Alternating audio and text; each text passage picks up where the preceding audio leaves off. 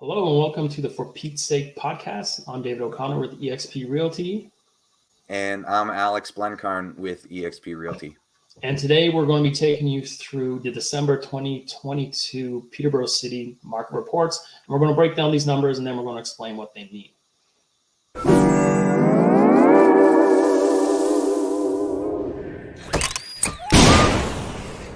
Alex, how's it going, buddy? Good. How are you doing? How's Christmas? Christmas was good. Christmas was good. It's exciting having the little kids, right? So oh yeah, for sure. Getting a little bit of that magical Christmas vibe in the house is always nice. What about you? For sure. Yeah, it was good. It was good. Saw some family, both sides, which was great. And mostly, happy to be back at work, to tell you the truth. How was the yurt? Weren't you living in a yurt for a bit? Yeah, we took a spin with a yurt out in Ivanhoe. Ivanhoe's a neat little town. Yeah. They've got a cheese factory. That's kind of the highlight of Ivanhoe.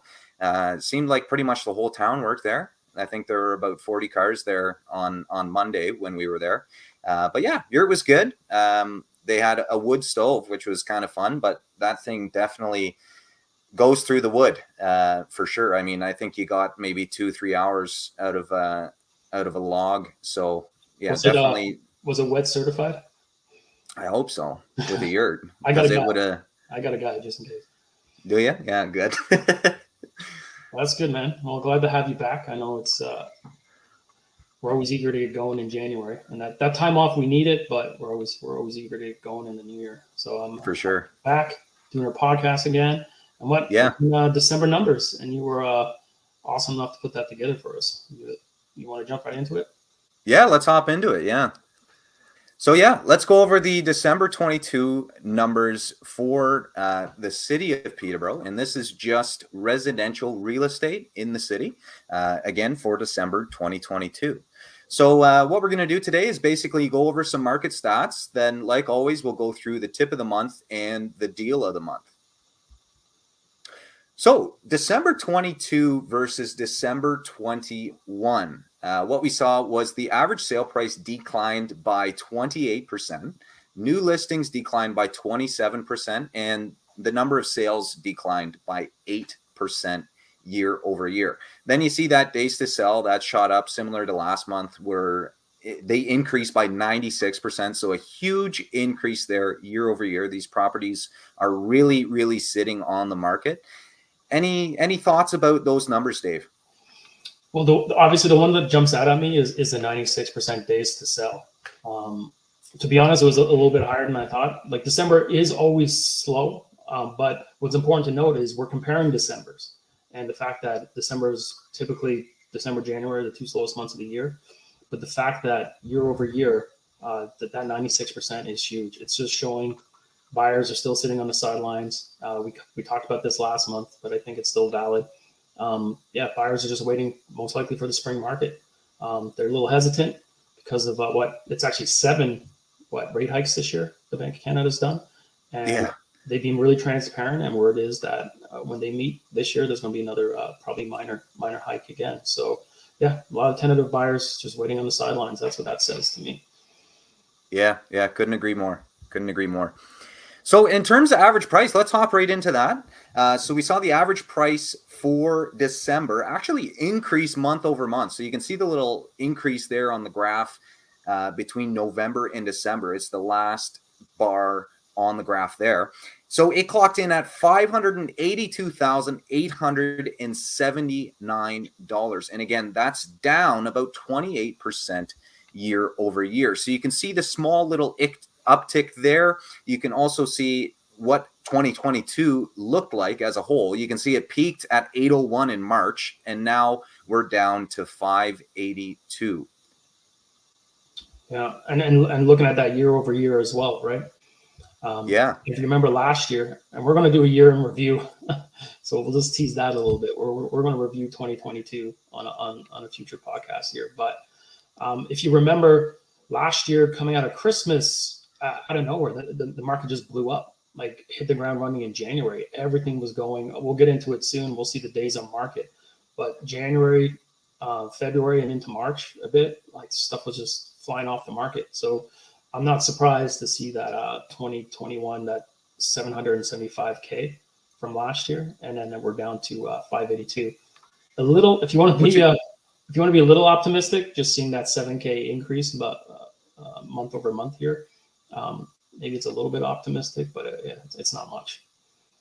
Yeah, it's not much, but it's certainly something. What surprises me, like you said, is just going from 775 to 582. Like that's almost a $200,000 drop year over year. And again, we really see that from the rate hikes. I think they started in March of 22, and you can see the impact on that and how it drastically dropped the average sale price. Yeah, definitely. So yeah, let's hop into new listings. So we saw 46 new listings in December, and you can see from the bar graph there, I mean, December is really a slow month. Like it's the lowest bar on every single year for the last 5 years. And we see that huge drop from November to December on the last bar there. So like I said, we had 46 new listings. And if you look at December over the last 5 years, I mean, it's pretty common. I mean, I would say the average there is probably around, maybe 37, 38, and we had 46. So maybe above the 5-year average, but still a slow month for the month of December. And again, fairly typical. Things kind of shut down over the last week of December and into somewhat of the first week of January because, Christmas, and then there's also the New Year. Yeah. No, yeah, definitely. But it looks pretty consistent, at least on the listing side here. Yeah, not a huge disparity there between the year over year, and especially when you compare the last 5 years for December. Now, what's interesting here is the number of sales. So again, we saw 46 new listings. We saw 45 sales. So 46 new listings, 45 sales. So pretty much the same there, which is nuts. And you see November and December there in the bar graph. Again, we did see a decline month over month in terms of sales. But when you're looking, I mean, full picture, there's a bit of a wide range in terms of the last 5 years in December. But average, just taking a glance at it, I'd say 45 to 50 is pretty much average over the last 5 years. So we're right on the average there. And we did see, a decline of about 6 sales, but pretty typical for December. Yeah, I see the StreamYard logo's blocking that number there, but what's that number? Is it 45? Yeah, 45 sales for December 2022. So we had just talked about this offline, but those numbers to me are skewed. It's because it looks like it's almost like a 1-for-1, but it's not. Because as we'll get to in the next slide, I believe, the days on market. So it's not these listings are coming and they're selling. It's the other caveat is there's property sitting from the previous month. So that's why I just want to preface that number by just saying it's not a 1-for-1. There's actually more listings sitting on the market, and we'll get into days on market, I'm sure, next. Yeah, absolutely. That's a great point, Dave. And we'll get into it right now. So days to sell, you can see December pretty high. You do see those other two peaks there at around 40. Those also appear to be in December as well as maybe March of 2019, just by taking a quick look there. So you can see days to sell have increased quite a bit from last month. And yeah, we came in at 37 days to sell, and that's up 96%. So you can see last year in December, 13 days to sell. Then you can go back to 2020. You can see 16 days to sell. And then 2019, you see 40 days to sell, where you're not seeing those outliers. It looks to me, I mean, we've got 3 that are kind of around the 30, 40 days to sell range. And then you've got 2 outliers for 2020 and 2021 at 16 and 13 days to sell. Yeah, and again, the logo there, the StreamYard logo is blocking it, but that bottom right number is 37? It is 37, that's correct. So that's back to what I was saying on the previous slide. If the average property is taking 37 days to sell, then in December we were seeing November listings and even some listings that listed at the end of October, if you're going by averages.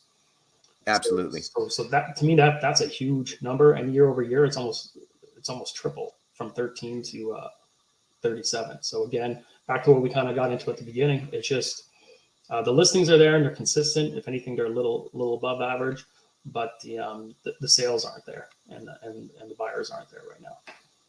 Absolutely. And now we're going to talk about probably your favorite statistic here, months of inventory. I love this. I love this one.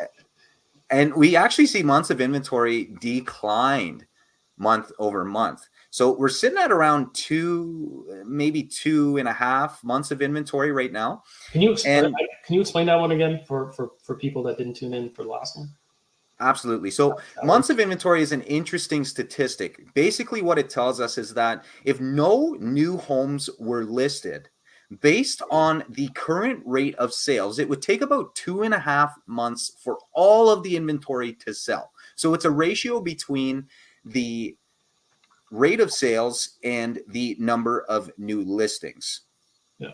So if the market was to freeze, it would take, what was it, around 2.5 months for everything to dry up. To burn through all the inventory. That's why I think on the last podcast I called it like the war stat, or it's almost like quarterback rating in football. That's right. But it's like the one stat that tries to kind of capture and tell us what market we're in. So Alex, what market are we in then, according to that stat? Yeah, so right now we're in a seller's market according to this stat, but it certainly feels like a buyer's market out there for sure. What's interesting here about this stat, just kind of going on a bit of algebra here, either the number of sales would have had to decrease or the number of new listings would have had to increase in order for this month of inventory number to fall month over month. So a little bit interesting there. And yeah, according to this statistic, we're supposed to be in a seller's market, but it certainly doesn't feel like it out there, does it, Dave? Yeah, no, definitely not. So inventory wise, it's a seller's market, but the actual end results when it comes to transactions, it definitely looks like we're in a buyer's market right now. I think I called it like a temporary or some sort of bubble market. We tried to unpack last time what we think that's all about, and there's a lot of variables. The biggest being the 7 rate hikes, right? When the rates just keep going up, and a lot of people are doing variable mortgages and things like that, and just they get very hesitant. Buyers got abused early in 2022 in the market, right, when we were in the seller's market. So there's literally clients of mine, buyers that are almost resentful of that market, and that's another reason they're sitting on the sidelines. And then the looming potential global recession. So a lot of people are very tentative in this current market. Yeah, it kind of seems to be a bit of a wait and see. What's interesting about the recession, and this is just a quick kind of side note, but the recession is based on GDP, and the GDP numbers have to be negative. So we have to have negative growth for 2 consecutive months. That's the definition of a recession. Now, everybody keeps talking about the recession. Everybody keeps saying, okay, it's coming, it's coming, it's coming. But what's interesting is the GDP number is directly influenced by the number of Canadians. So what seems to be happening is we are almost breaking records in terms of immigration, and it's causing us to maybe look like we're not in a recession, but we're certainly feeling it, whether it's at the grocery store, whether it's at the gas pump. We're certainly feeling those recessionary pressures in terms of the cost of living versus the increase in wages. So, I mean, are we in a recession right now, or are we not? I mean, technically, it's similar to the real estate market here. It feels like we are, but statistics tell us that we're not. Yeah, we'll see with over the next few months, the different job reports and all that coming up. Obviously, the Bank of Canada is doing the rate hikes, the whole like curve inflation. They're doing what they can. Like, people can be resentful of these rate hikes, but the reality is that they're strategic to stop us from spinning into a recession. So if history shows us anything, like the numbers are comparable to 08, right? And we all know what happened in 08. But we also know that 08 didn't impact Canada as much as our brothers and sisters down there in the US.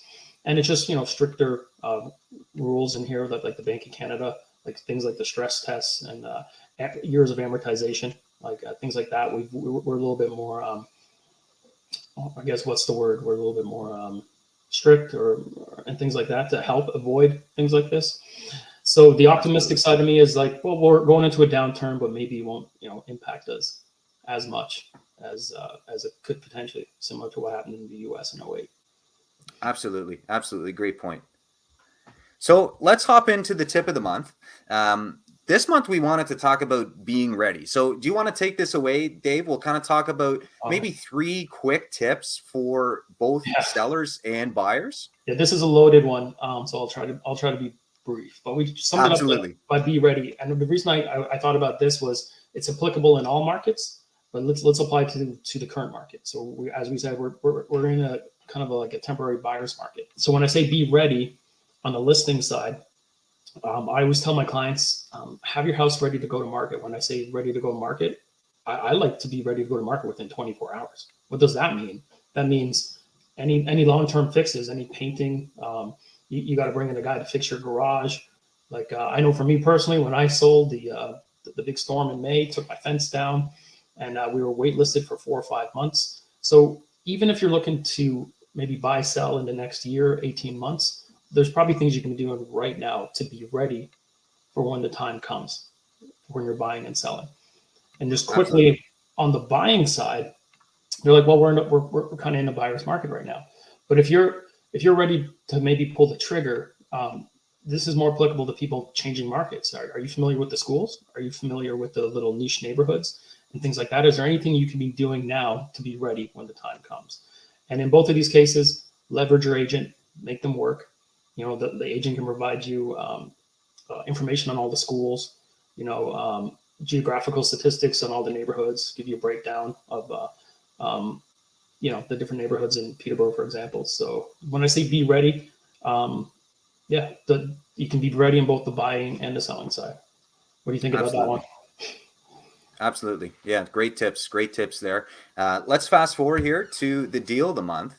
So we've got 921 Armour Road, Unit 211 in Peterborough, Ontario. So let me pull that up for all the viewers to take a look at some of the pictures for this property. But this is a condo that is off of Armour Road, which is in Eastern Peterborough. I'm a little biased. I live in East City, so I absolutely love Eastern Peterborough. But let me pull that up for us.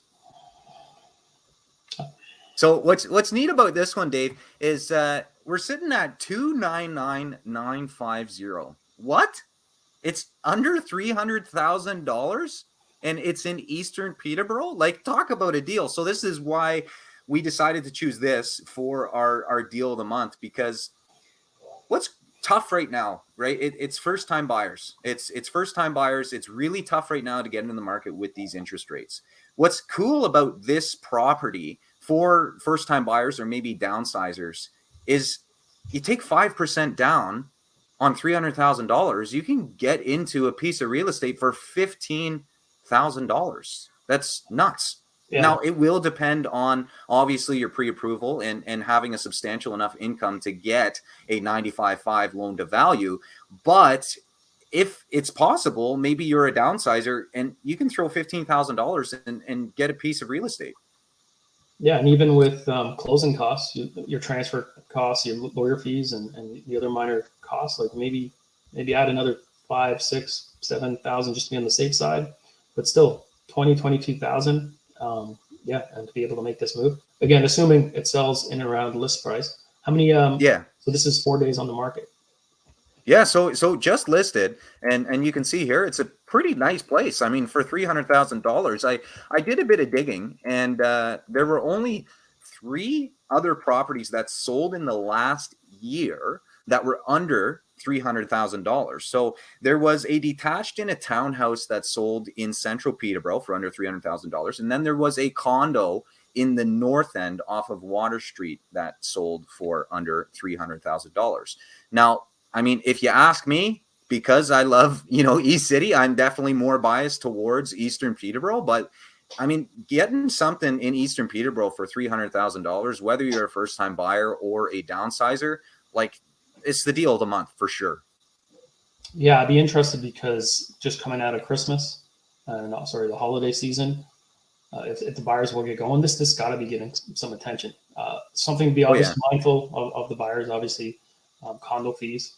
and things like that when you're doing your monthly budget, but still could sell in and around that price if it does. Maybe it'll generate a little bit of competition now as the buyers resurface from the holidays, and could potentially get up a little bit into the threes, but that's still great value, even if this lands somewhere in the mid threes.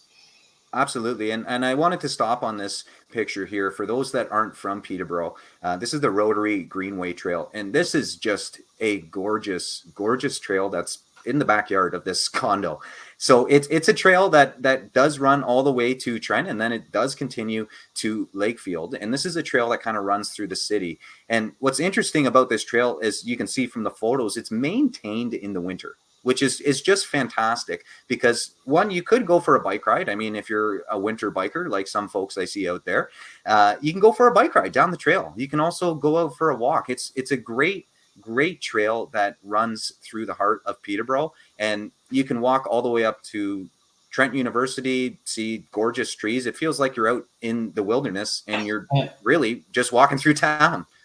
And do you mind bringing up the map there quickly, just to illustrate how close this is to the downtown core and all the amenities? Absolutely. Yeah. The city here.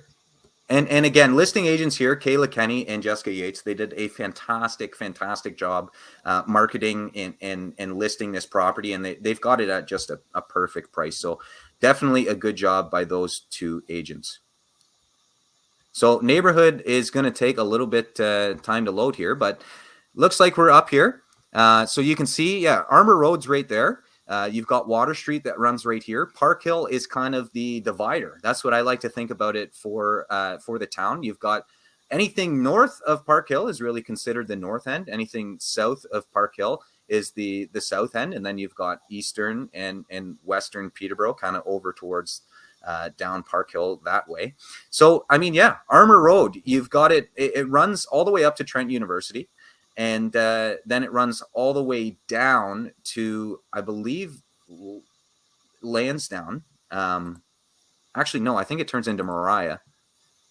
It turns into Mariah, and then it goes to Ashburnham. So it runs all the way down here. You've got the university right up here. And then, yeah, you've got Lakefield kind of further up Water Street or Nassau Mills right here. So perfect neighborhood. Again, I'm biased because I live in Eastern Peterborough, but I love it. It's beautiful. You've got water pretty much in your backyard as well. The Rotary Greenway kind of runs up through here. It's perfect location. Yeah. And again, like very high walk score, because I don't know, off the top of my head, that's got to be what, 15 minutes to downtown. Yeah, absolutely. So downtown's kind of over here. So yeah, just walking down the trail, and then you can link up with Park Hill if you want. And then there's also a downtown in the north end on Chemung Road there. So yeah, pretty close to everything, close to amenities and close to nature. So great spot. There you have it, the deal of the month, and we will discuss offline where we think this one will land, because we can't discuss sales prices. But and then the loser of that will have to eat Tim Hortons donut of the other person's choice on air the next time. Yeah, so I know that we maybe jumped the gun here with this one because we were excited to get it out to you guys. So if I do lose, I'm gonna have to stomach 2 donuts, and because I did lose last time. So I believe we will have a year in review that is coming up shortly. So if I lose this one, stay tuned for that. I will be trying to shove 2 donuts in my mouth prior to recording. So.